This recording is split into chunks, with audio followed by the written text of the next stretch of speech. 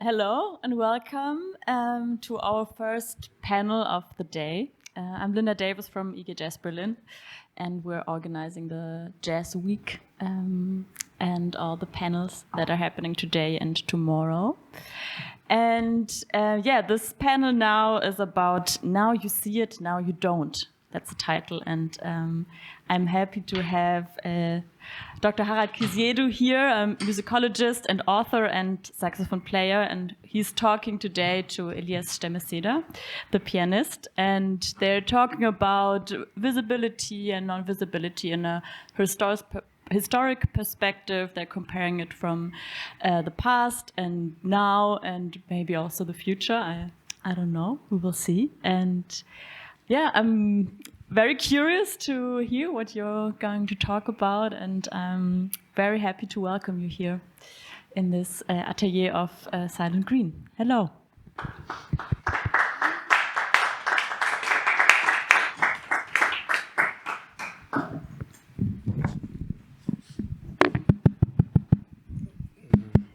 Is this on? Or yeah, okay. Thank you for the introduction. We're happy to be here. I want to start with a little reference to the little text we wrote. So there's a frequent complaint that debates around diversity, inclusion, and equity create the impression that the jazz scene lacks unity, or that displaying this debate publicly creates the image that the scene is harming itself by doing so. We want to go along a few historic examples and anecdotes that highlight that actually the discourse around this music, jazz, both from an aesthetic point of view and also regarding the term itself, has been a source of discussion since actually the term was first invented. I'd like to give to Harald for the first quote. Can you hear me? Great. This quote, let me read this quote first. But jazz is dead, or dying at any rate, and the moment has come for someone who likes to fancy himself wide awake than his fellows to write its obituary notice.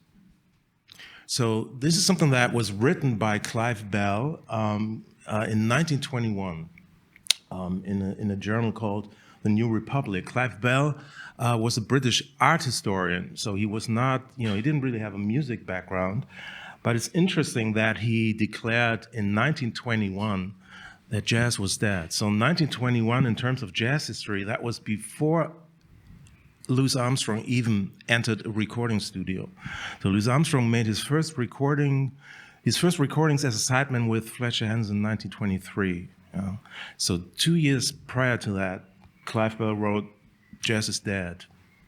So there's been all this talk about the death of jazz, and Frank Zappa once said, "Jazz is not dead; it just smells funny." Theo Croker recorded a track called "Jazz is Dead" a couple of years ago. But the interesting thing is the timing. So in 1921, jazz is one of the contenders and one of the competitors in terms of aesthetic modernism. So, in terms of music, you have Stravinsky, you have Hindemith, you have Schoenberg, and people like that. And then there's a new musical art form emerging, around that time. And so there's no longer the idea that European modernism represents modernism per se or at large. So jazz becomes a competitor. And one of the most effective things in terms of getting rid of a competitor is to declare him dead. And that's what Clive Bell did in this article. So and of course, in terms of, the topic, visibility, invisibility, someone who's dead is pretty much invisible, right?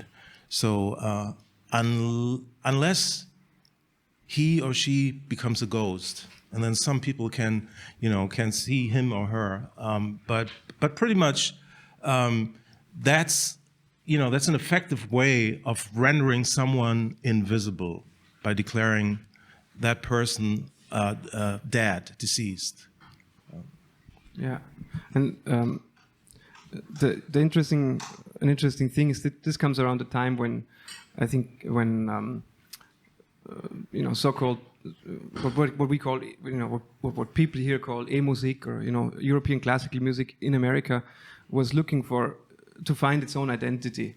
There were composers who were composing in the tradition of European late romanticists, or maybe early serialism, although not at that time yet. But so the fear around identifying jazz as an American music that has a claim to modernity does come from the fact that people composing in the European idiom were trying to basically become center stage.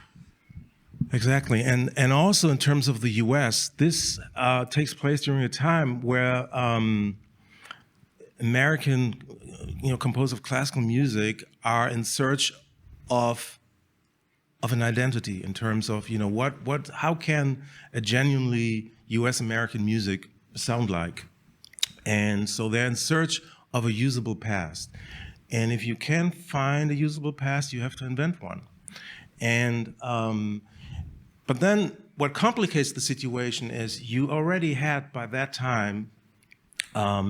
So in the late 19th century, you had Europeans who had an idea in terms of what could constitute a usable past for 20th century or late 19th century American classical music. And one of the composers who had a very distinctive idea was Dvorak, who lived in the US for approximately 10 years.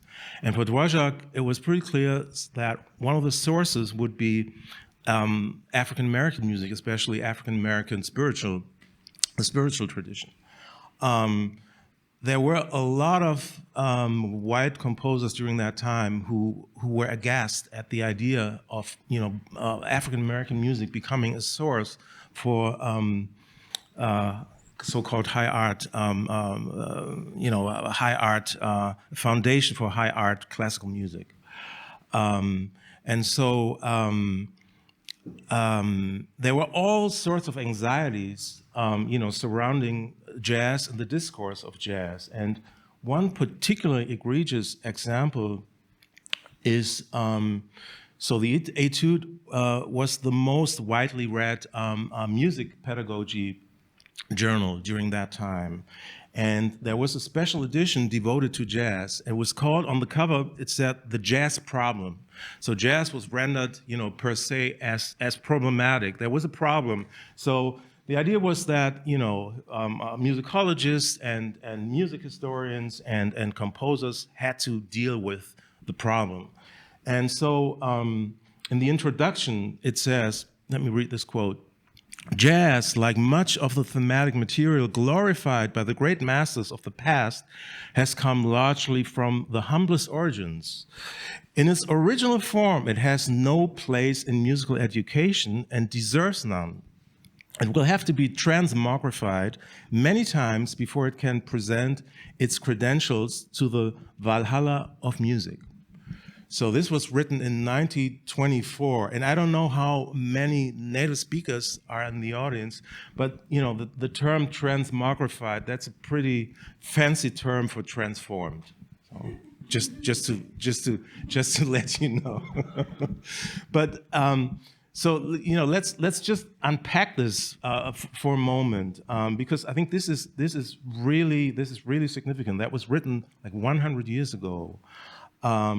So, I mentioned the anxieties surrounding jazz, especially the spillover effect, the idea that jazz could, somehow influence white mainstream American culture, right?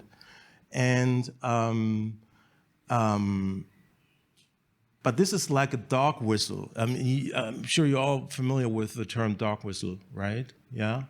So what constitutes the problem is not really explicitly mentioned here, but everybody in 1924 knew exactly what the person who wrote this meant by comes largely from the humblest origins, meaning, this was music that was created by African Americans.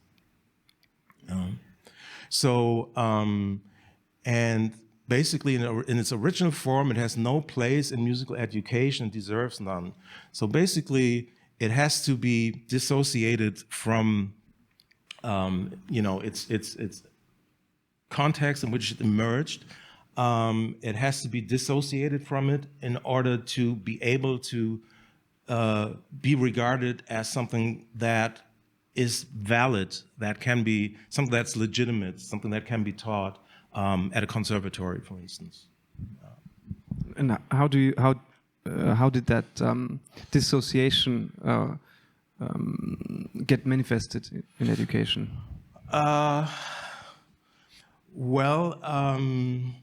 I think that's something that we are still grappling with, as a matter of fact. Especially in a German context.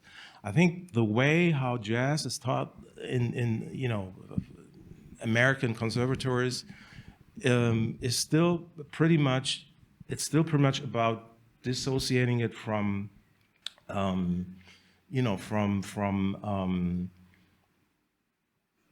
the historical, the cultural, the aesthetic context in which it emerged.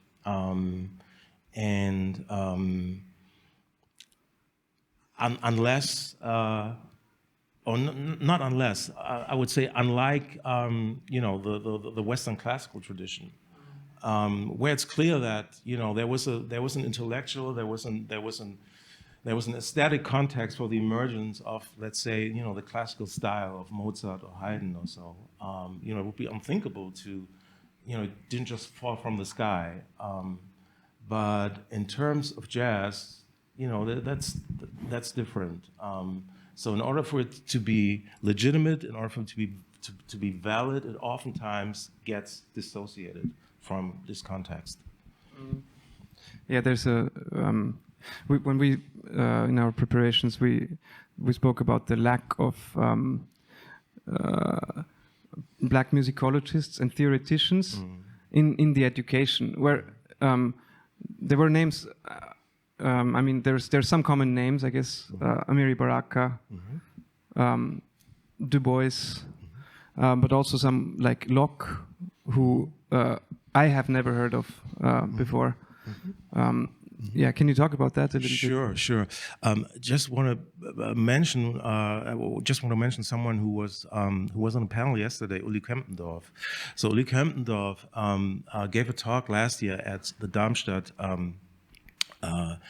Jazz Conference, where he talked exactly about the lack of addressing African-American thinkers and theorists, and he mentions four names. He mentions Du Bois, he mentions Baraka, he mentions Angela Davis, and he mentions George Lewis. In terms of Alan Locke was a philosopher, was a very influential figure, one of the key thinkers associated with the Harlem Renaissance. I'm sure if you ask a lot of students, who study jazz, I'm sure they've never heard of the Harlem Renaissance. It's not their fault because it's not taught. It's just not taught. Yeah. So, this was an intellectual and artistic movement which produced. It has often, or for a long time, it has been represented as mostly a literary movement.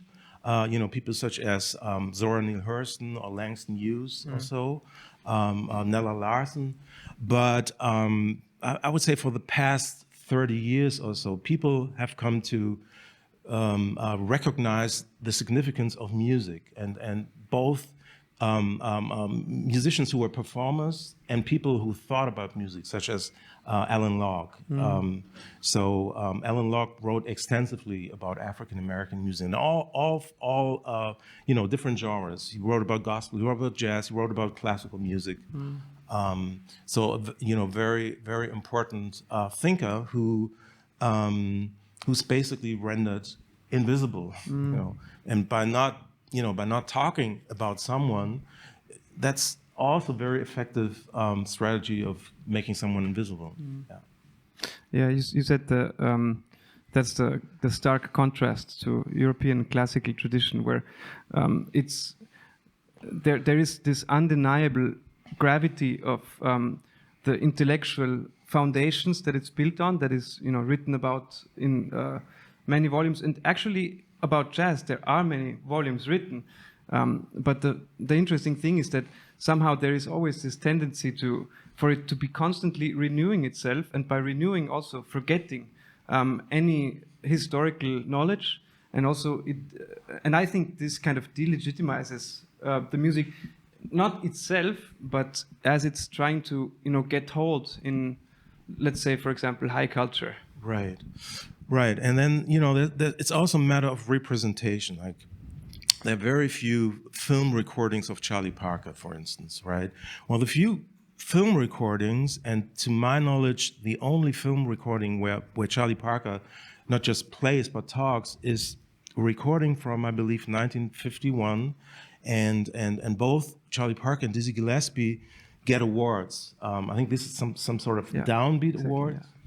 And there's this situation where the MC addresses both Parker and Gillespie and says, "Do you boys have anything more to say?" Gillespie was 34 at that time. Charlie Parker was 31. Again, this is something in the context of 1951 in the U.S. It was very clear what was going on there. So, it was a specific code. So in the South during that time, an African American male, even if he was 91, was addressed as a boy. And the person, it could be a 10-year-old white person addressing someone who was 90 something as a boy. So when you had the civil rights movement, you had people who were wearing these signs. It said, "I'm a man." So it was a rejection of being addressed as a boy. So those were two people who were given awards, and yet they were addressed as boys. And then the interesting thing is Parker's response, which is sort of, it was sort of pre-planned. So he's not improvising. It's very clear when you watch that. And he says, "Well, we are the conviction, music speaks louder than words." A couple of years before he got this award, there's a very interesting interview which he gave for Downbeat. In this interview, he theorizes his practice. He talks about what he does in theoretical terms, and he talks about Hindemith. He talks about he says bebop has no roots in jazz. He says a bebop will at some point become atonal music. So this is someone who could have said a lot in this situation, but the representational framing didn't allow for that. This was not meant for Parker to be recognized as a musical thinker and as an intellectual, right? So also, this is a strategy of rendering someone invisible. So the idea is, he was just feeling his way through, the changes of Cherokee, which he didn't. Yeah. It's pretty clear he didn't. Yeah. Yeah, I mean, with Parker, it's evident. I mean, there is a lot of evidence of him wanting to go study with Varese in Paris, I think, and Nadia Boulanger and exactly. Varese and Stefan Wolpe, who lived in New York at that time. And Wolpe was part of the Gil Evans circle that George Russell was part of, and Russell studied with Wolpe. And, But it's always the same kind of topic where also his entire intellectual foundation is basically taken under his feet in that situation. Yeah. Although it's it's clearly there to us, but in the even the more more, I guess even the autobiographies and all these biopics really don't deal with any of that ever. No, no. For instance, Clint Eastwood. Clint Eastwood is a great jazz fan and pianist and everything. And he did this biopic, A Bird, with Forrest Whitaker as Charlie Parker. It's basically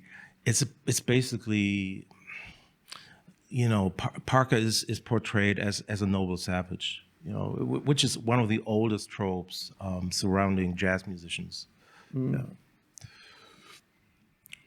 Yeah, and going a little bit forward,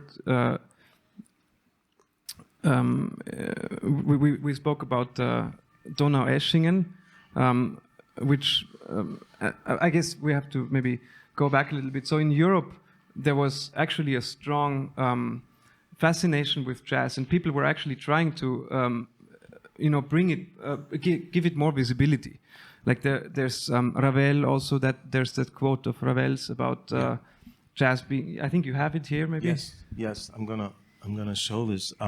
So there was. This goes back. Debussy. Debussy engaged with jazz or proto jazz. Ragtime. In some of his compositions, like Children's Corner. The last piece, Gollywog's Cakewalk. But Hindemith did so did Stravinsky, who wrote ragtimes, and Erwin Schulhoff and so forth. And Ravel was one of them. And unlike some of these other musicians that I mentioned, Ravel actually visited the U.S. and was very impressed by what he heard.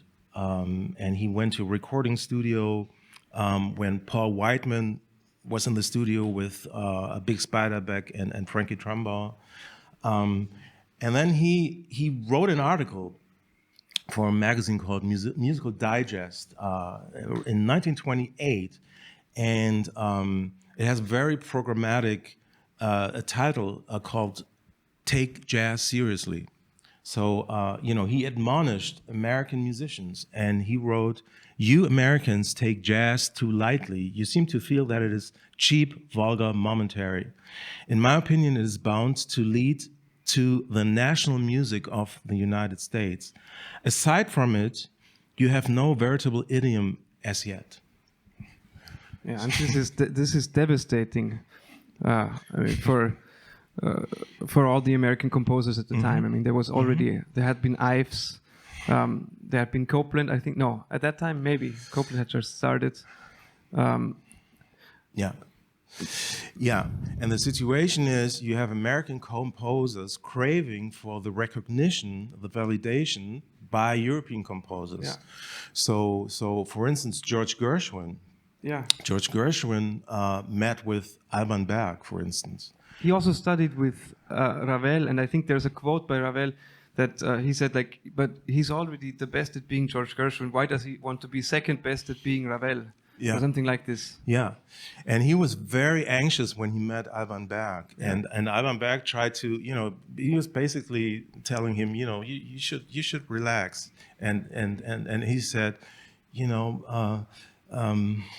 Mr. Gershwin, music is music. Yeah. But this is really interesting, especially because of the last sentence. Aside from jazz, you have no veritable idiom as yet. So again, the situation is people are in search of a usable past and trying to come up with something that constitutes an American sound in classical music. And one of the most renowned European composers visits the US and says, well, the only thing you have really that's, original music is jazz. Yeah. And this goes, this is in 28, this goes that struggle of American classical composers goes for many decades after that. I mean, people incorporating improvisation but naming it a different thing. Recently, I read the liner notes to a Harry Parch records where he's kind of toying around. I mean, he's amazing, of course, but he basically writes the same thing. Like, we're trying to find our American music. So this was a major topic for American composers at the time. Yeah, and of course, you know, the subtext was always that music is not African American music. It has to be something else. So otherwise, how would you reconcile the facts that, you know, people who were treated as second-class citizens, that those were the people who, you know, created the music that was, you know, it was increasingly globally perceived as American music. Yeah, and then what I mentioned earlier about Donau Eschingen, I thought that was an interesting episode where in 1957 in Donau Eschingen there was two premieres. There was the Modern Jazz Quartet and Stravinsky's Agon ballet was premiered, and So this is a very significant moment. So Agon was one of the first pieces which Stravinsky composed, where he used serialism, which he didn't do before Schoenberg died. So Schoenberg died in 1954, and after that, Stravinsky started to, you know, deploy serialist techniques. So that piece was premiered, and then there was the Modern Jazz Quartet. So the problem was, everybody talked about the Modern Jazz Quartet's performance, and it completely eclipsed Stravinsky's Agon.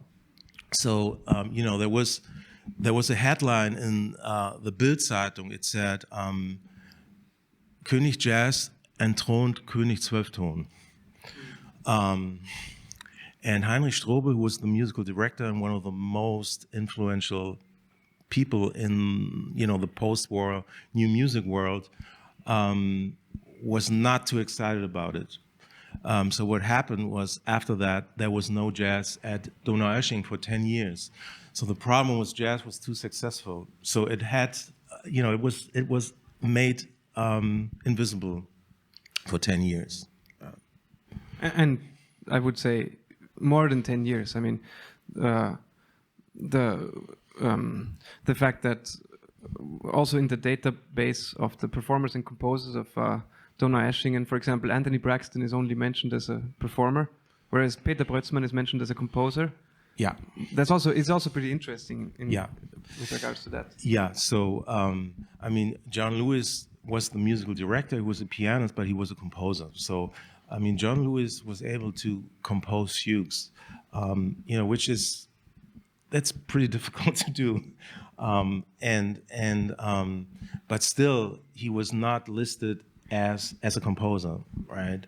So, and that's also in terms of visibility and invisibility. So it's the idea that a black composer is oxymoronic, you know, it's a contradiction in itself. Yeah. Yeah, and that's this type of what you and George Lewis call unmarked identity politics. Yeah. Which is usually used the other way around. Yeah. But in this case, it's basically white identity politics of white composers trying to confirm or solidify that notion. And in that case, you know, even someone I knew Peter Brötzmann pretty well. I don't think he considered himself a composer. If he had seen that he was listed as a composer and John Lewis was not, I don't think he would have. I don't think he would have agreed. Yeah. And did Behrendt have anything to do with Donau Eschingen at that time? Because Behrendt was kind of instrumental in placing jazz in Germany in high culture, right? Right. So he was very influential in terms of, valorizing jazz and post-war Germany. And that was during a time when, and that's a story which he tells in one of his books. So he brought a lot of, especially African-American groups and musicians to West Germany. One of the groups he brought was Lionel Hampton's group. And they performed in Munich. And basically, they were turned down at several hotels. So, they said to them, well, you can't really stay here. I mean, so where you come from, you sleep on the streets. So that happened in the 1950s in West Germany. And one of the groups that was instrumental in terms of beer and valorizing jazz was the Modern Jazz Quartet, and it had to do with, the way they carried themselves. They would always wear tuxedos. There were lots of references to European music, especially music of the Baroque era. When they performed, regardless of whether they performed at a club or a concert stage, it was always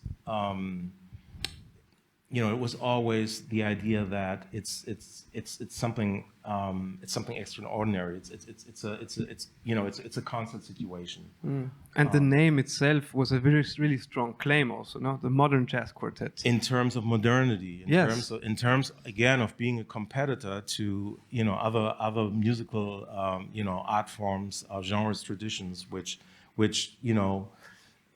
had a claim, almost a monopoly in terms of modernism. Yeah. And at the prime modern music festival, Donaueschingen, that of course is a scandalous situation. Yeah. So if you become too successful, that can be a problem, and then you're made invisible.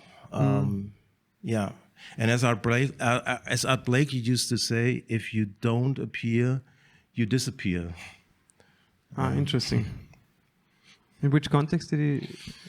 I think it was about the need for jazz musicians to perform, to be visible. Otherwise, you are just you cease to exist. So it's about being physically present as a performer, which composers don't need to do. Exactly. Yeah. That's also an interesting thing. When jazz musicians disappear as performers, when they disappear from the public visibility or from the field, they cease to exist. Exactly. Unlike composers. Exactly. And it happened to many really influential jazz musicians. One of my favorite examples is Earl Hines, who I think in the mid-1950s he stopped getting called to do gigs, and he opened a cigar store because that made more money. There's a lot of stories like that. It's an unthinkable circumstance for composers of European music. At that time, at least. And I mean, even in the 21st century. So Wayne Shorter died last year, right? And so I think I read pretty much every obituary. I don't think I've seen an obituary which mentioned Wayne Shorter as a composer of classical music. He composed an opera. He composed music for chamber ensembles. None of these obituaries mention that.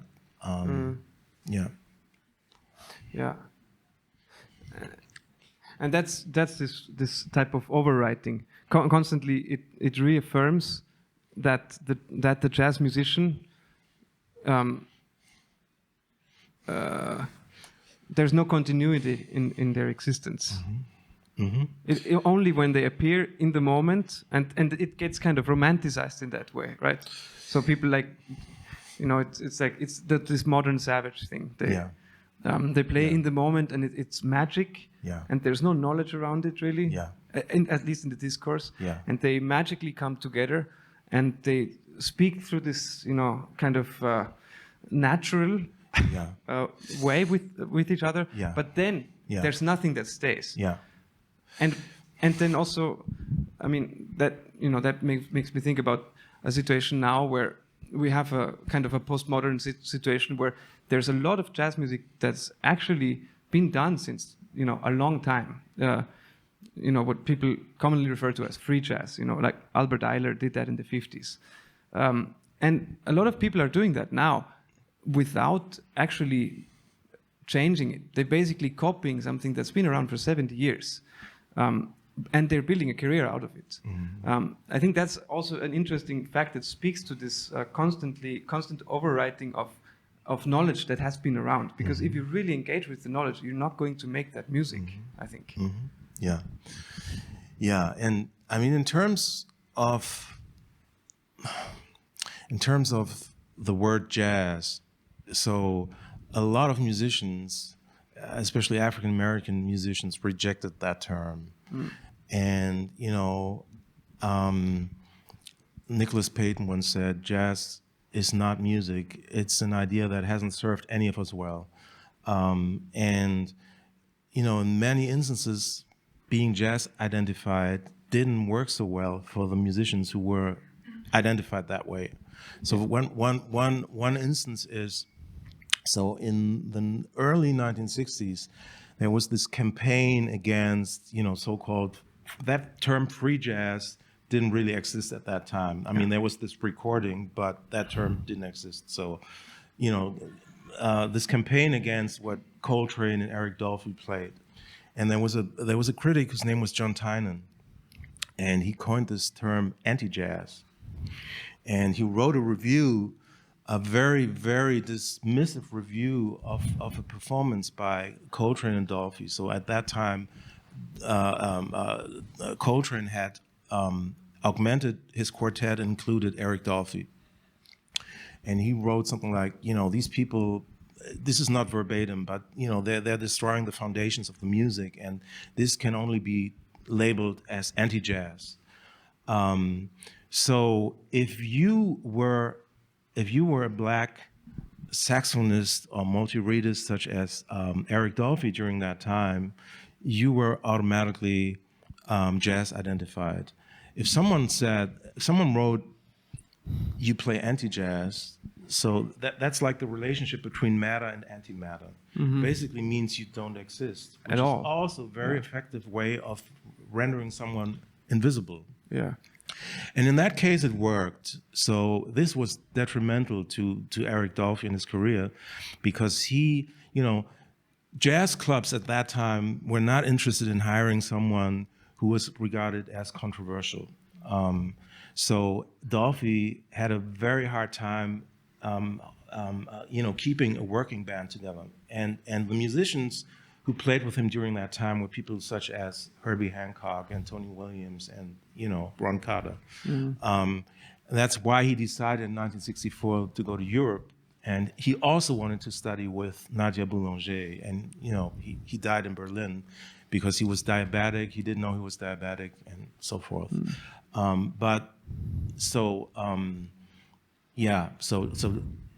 if you have a prescriptive definition aesthetic in terms of what constitutes jazz, and people deviated from it, like for instance Eric Dolphy incorporating bird sounds into his flute playing, which Messiaen, had done 20.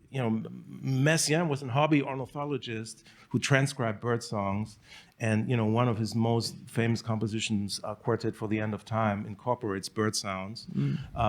That was perfectly legitimate. Whereas when Dolphy did this, there's this interview which he gave for Downbeat, and the guy, Don DeMichael, asked him, "Are bird sounds valid in jazz?" And Dolphy says, "I don't know if they're valid, but I enjoy doing it." Mm-hmm. It's also sad irony, because I think Dolphy wanted to be a classical flute player, no? Dolphy was classically trained. He was classically trained, and he auditioned for several symphony orchestras in California. He didn't get hired, and then he joined Chico Hamilton's band. And then he got a call, but he didn't want to leave.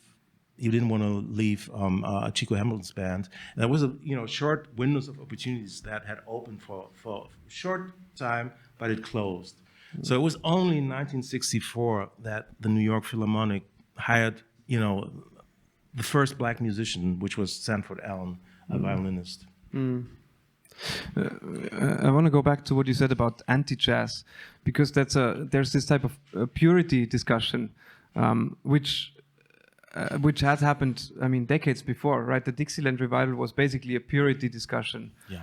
There was where bebop had depurified jazz. Exactly. There was a very influential French jazz critic, one of the first jazz critics, Panassier, who was convinced that there was real, authentic jazz, and as jazz progressed, it further deviated from its origins, and there was actually a war between people who liked New Orleans jazz, or there was a Dixieland revival in the late 1930s, early 40s, and the people who were into bebop, and the people who were into bebop called the other people moldy fix, and yeah, and I mean this type of split also happened here in Germany between Behrendt and Schmidt-Joos, right? In some way. I mean, like, because Schmidt-Joos really wanted to adhere to jazz as a entertainment music, and Behrendt was of a different conviction, no? Exactly. So for Schmidt-Joos, the idea that jazz became an art music which could only exist through subsidies, he was aghast at that thought.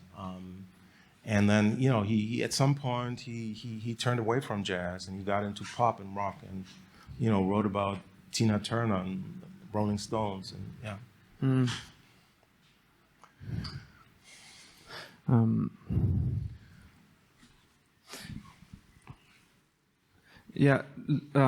I mean, this brings me to another note I had here about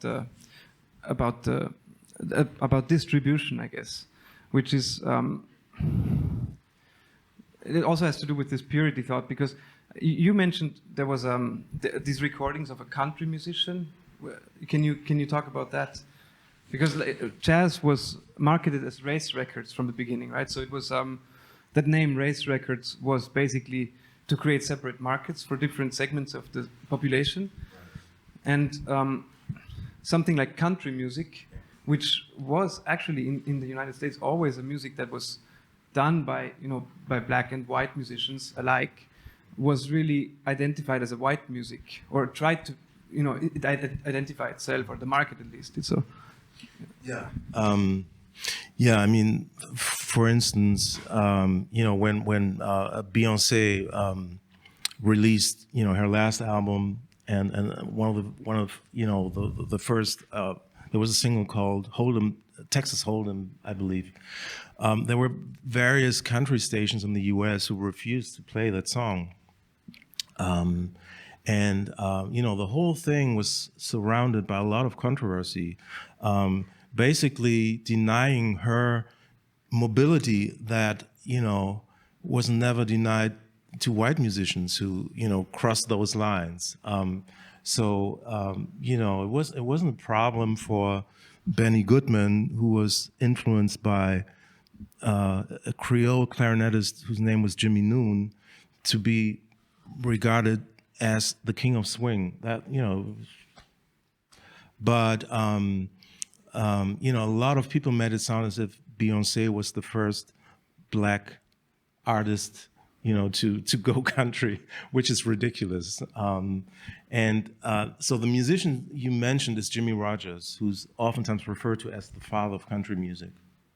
And Jimmy Rogers, he died at a very young age. In 1931, he made a recording called Blue Yodel Number 9, Standing on the Corner. And the person he invited into the studio with him was Louis Armstrong.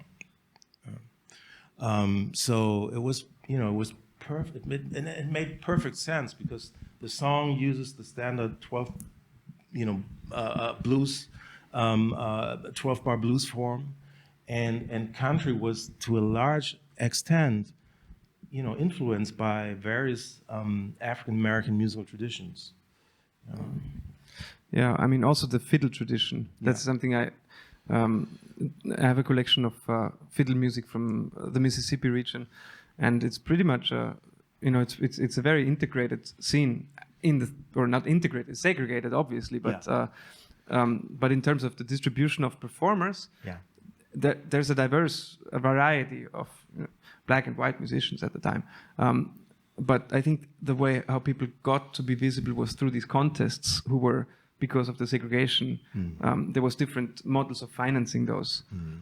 So it became identified as a purely white music. Right. And then there was those two markets. There was the, can you talk about that, like the race records market? I mean, yeah, the idea was, so this music was marketed toward a black audience. And the idea was somehow, it could be contained that way, that there was no spillover. So again, this is the context is a cultural anxiety, a white mainstream society being influenced, impacted by African American culture, in terms of music, in terms of fashion, in terms of language, all those kinds of things. And this strategy of containment didn't work so well. So early on, not just in the U.S. but globally, people who were not African American started listening to that music, started liking that music, and started playing that music. And so globally, jazz became regarded as quintessentially American music. While at the same time, we spoke about that earlier, it was, people in the US, or certain people were aghast at that idea, of especially classical composers such as Ravel identifying jazz as, quintessentially American. Yeah, so that there's that attempt to make that invisible at large, from various sides. Yeah.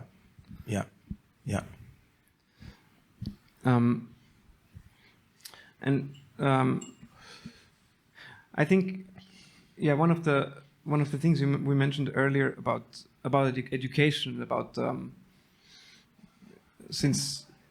and what you said about Uli Kempendorf's talk. I find that's an interesting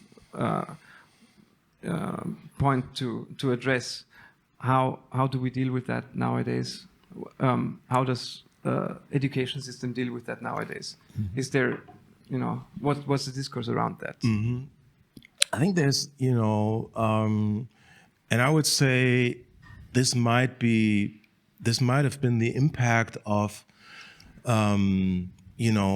Black Lives Matter going global, really truly global in 2020, that people started to ask questions that were uncomfortable, and started talking about the pink elephant in the room. For instance, there was recently a broadcast on the Swiss radio network SRF, which was about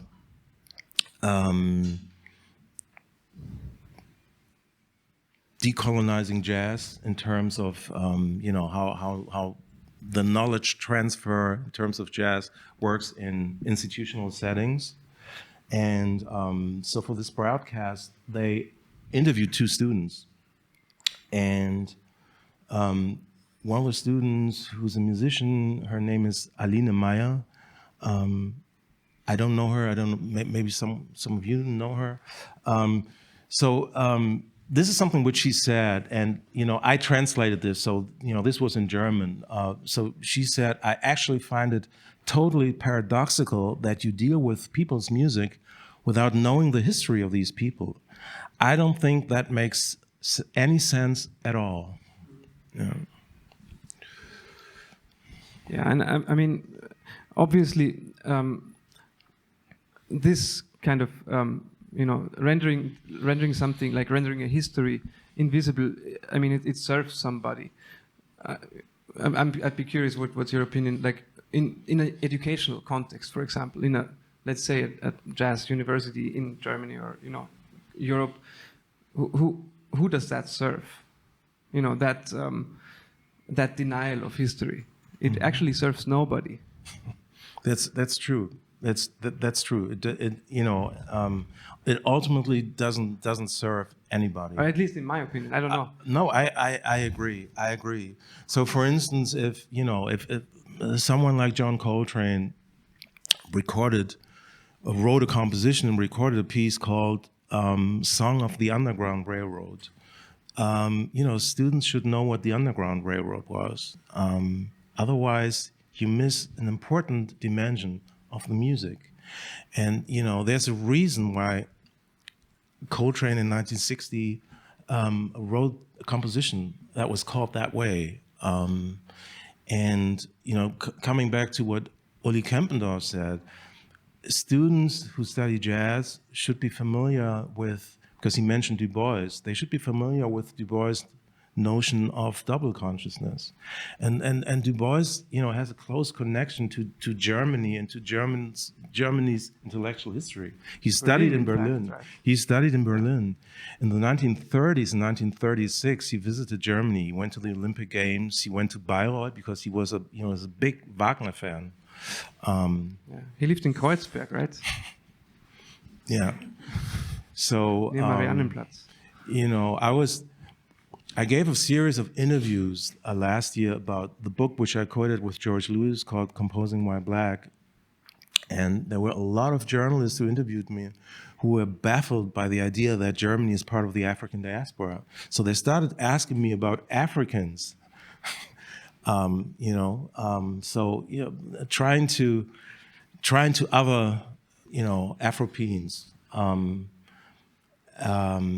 Which is also a way of, making people invisible, denying, the presence of people, who've been here for centuries.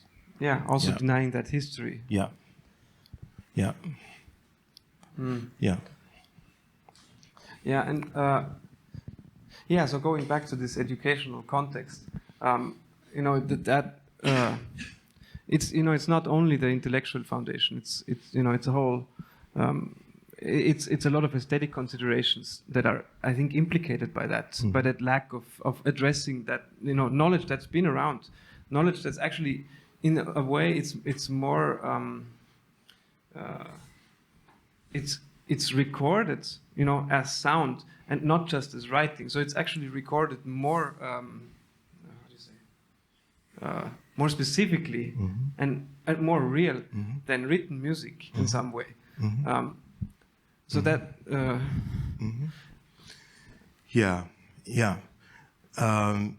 Ornette Coleman once said, "Don't follow the notes, follow the ideas behind the notes." I think this is really crucial in terms of a change that needs to happen in terms of how jazz is taught in conservatory contexts. Can you talk more about that? I think music and so-called jazz is about ideas. You could say in a way, music history is part of intellectual history, but it's seldomly taught that way. So the music points towards something that's beyond the music. You mean it transports meaning in a way? Yeah. So it's like it's a medium that transcends the purely musical. Yeah. I mean, I guess this is true for all music. I guess, especially with jazz, there is, I don't know who said that, but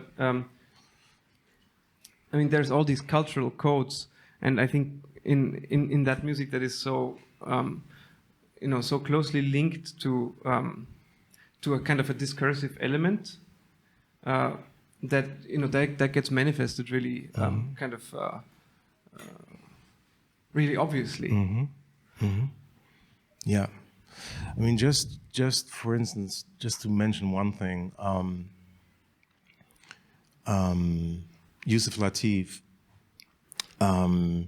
he had this idea of the sonic personality. That's a term he phrased. The idea that the person who plays, and more so by his sound, lets you know who this person is. And there's a significance, especially in terms of African American musicians, and the focus on sound and working on sound and having a sound that is distinctive, which has to do with the historical experience of being silenced for several hundred years. And interestingly, so in terms of the reception of African American music in the 19th century, especially spirituals, gospel, there were a lot of white people who wrote about this music who didn't even conceive of it as music, but they conceived of it as noise. So it was not considered musical. And this trope of noise, of course, in the 1960s, that's one of the most pervasive tropes in terms of experimental jazz. So this is not music; it's just noise. It's chaos. Right. Whereas post-serialist music was actually embracing that chaos and was publicly funded quite heavily. At the time. Yeah. I mean, when it came to an impasse, serialism, when it started incorporating chance, what they called chance, or what they called indeterminacy. Actually, but the thing was, there was a tradition of writing about it in this intellectual way of basically of justification. And I think jazz didn't really have that at the time, or at least we don't know, or the population at large, or the musical people listening to that music did not know about those justifications, right? Yeah, no, I agree. I mean, one theorist in terms of African American aesthetics who's very important and who's pretty much unknown in Germany was Ollie Wilson, who was a composer, but he also wrote extensively, and he coined this phrase heterogeneous sound ideal. So there were actually, during that time, there were people theorizing what musicians such as Coltrane or so did, provided theoretical framework for that. And that kind of points to the importance of terms or terminology, and I think that is something that new music always has been really successful with, the introduction of new terms that basically, that justify or that legitimize what you're doing. And I think with jazz, there is that, but it's also not really taught. I mean, if you read the Braxton book, or if you read The Power Stronger Than Itself, or Amiri Baraka's books, I mean, there is a lot of terms that those people actually had introduced, but I mean, at least for myself, I never heard those terms in a university. No, I think that's interesting. It's interesting because the basically an intellectual framework which consists of Afro-diasporic intellectuals, thinkers, is also rendered invisible by doing that, by not engaging with them, or by rendering them as exceptional. So Braxton, for a long time, he was exceptional because there's one guy who plays jazz and he knows about Stockhausen, but he's the only one. All the others, can just draw from gospel and blues and Yeah, and I mean, at least for myself, I don't. As a musician, I don't really see it as a necessity to associate with terminology that strongly, but I think it's something to really be aware of, because, if you, the choice to identify or not identify with a certain terminology also, it also determines your chances of, getting a stage for what you do somewhere, I guess. and you know, getting funded, and Yeah. And you know, it's a sort of it's sort of a symbolic or cultural capital which can be you know, converted into economic capital. Yeah, and for example, you know, the term jazz. You know, there's all these people historically who have dissociated themselves from it, from, you know, the 1940s on, or even earlier than that. You know, jazz musicians, Miles Davis, Coltrane, Max Roach. I mean, we spoke about those just earlier. How do we? What do you think about that? Well, one of the earliest people who did that was Duke Ellington. So Ellington didn't appreciate that term jazz. He said, "My music is beyond category." So in 1965, Duke Ellington was supposed to be awarded the Pulitzer Prize for music. And so the jury agreed to give him the prize. The board refused. So nobody got a Pulitzer for music during that year. And the problem was Ellington, who was probably by that time the most well-known American composer, I mean worldwide, was not considered a composer. He was considered a jazz composer. That's an interesting clarifier, the jazz composer. Yeah. So it wasn't until Wynton Marsalis, I believe it was in 1997, when he got the Pulitzer for Blood on the Fields. So that was more than 30 years later. Yeah. So you know, there are certain disadvantages that come with being identified as a jazz musician. And in the present situation, well, I mean, obviously the situation now is different than then, but so there's still there. I mean, there's a lot of, you know, contemporaries of ours, jazz identified musicians who have at least an urge to, you know, dissociate from that term. What do you make of that? Yeah, I was just thinking if I agree with what you said before. So I was thinking of Taishan Sori. Taishan Sori was, I think it was a couple of years ago, he was the artiste étoile, which is like a artist in residence for the Lucerne Festival, which is where his saxophone concerto called for Wadada Leo Smith was premiered. And I remember reading a review in Die Welt where he was referred to as, you know, this guy that nobody really knows. So this was written, you know, by you know, classical music critic.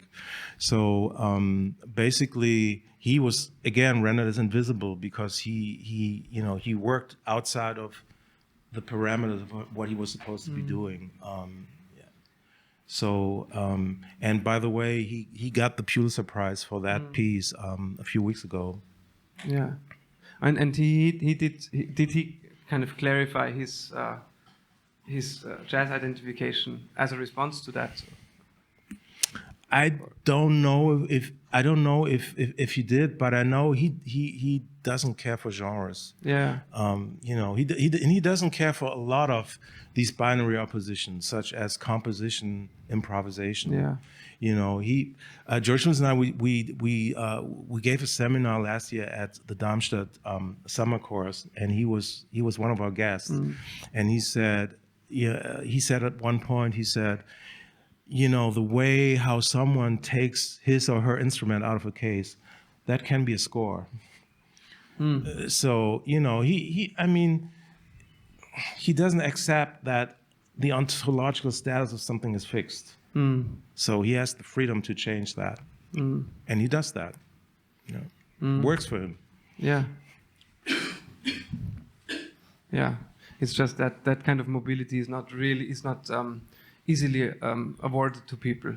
Not at all. I mean, you have to fight for it. Yeah. Yeah, you have to fight for it.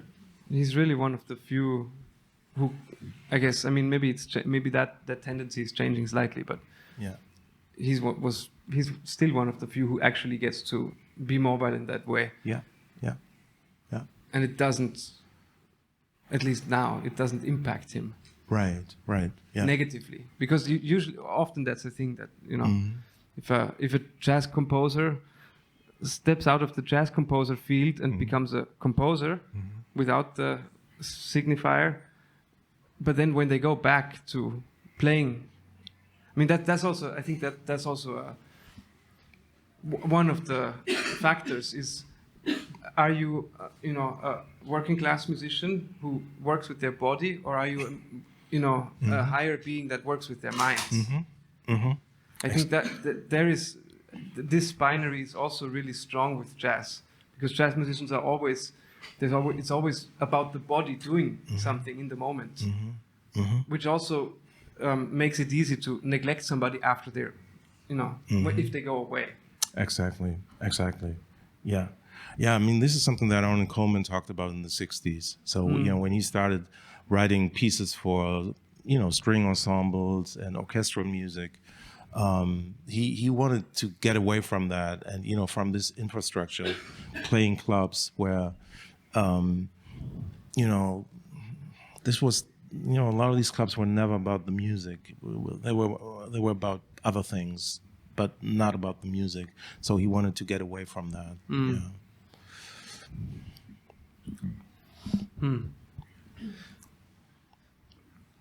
Did we have another quote here? We have one more slide. One more slide.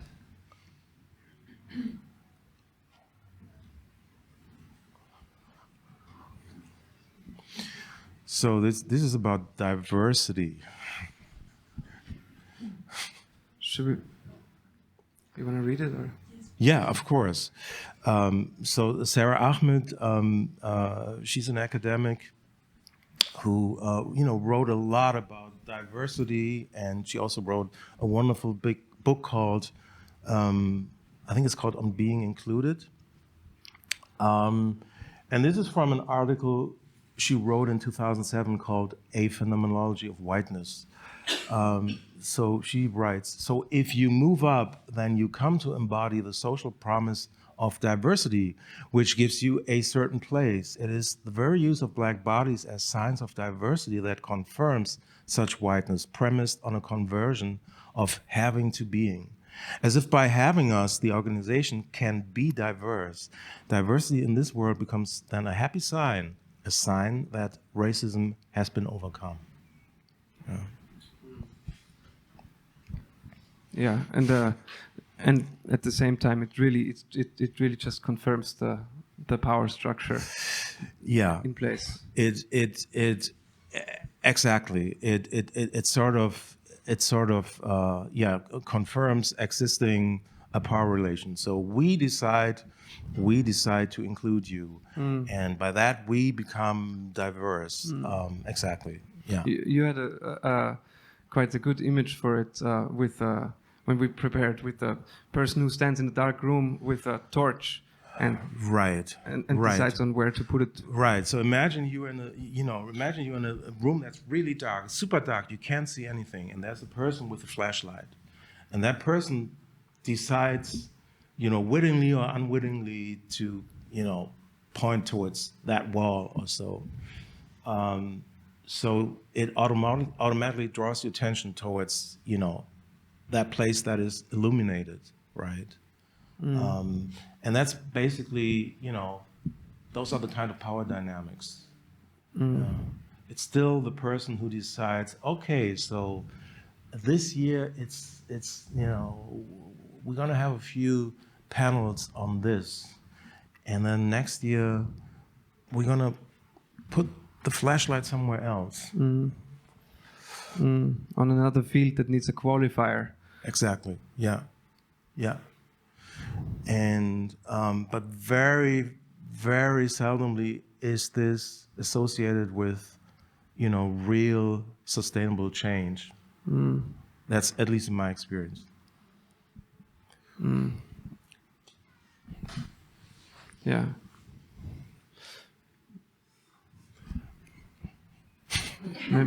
That's sort of a somber note. Yeah. But it doesn't have to be a happy ending, I think. No. I think that's a good note to end on. Okay. Thank you so much. Everybody. Thank you for your attention. Thank you to IG Jazz Berlin for having us. Yeah.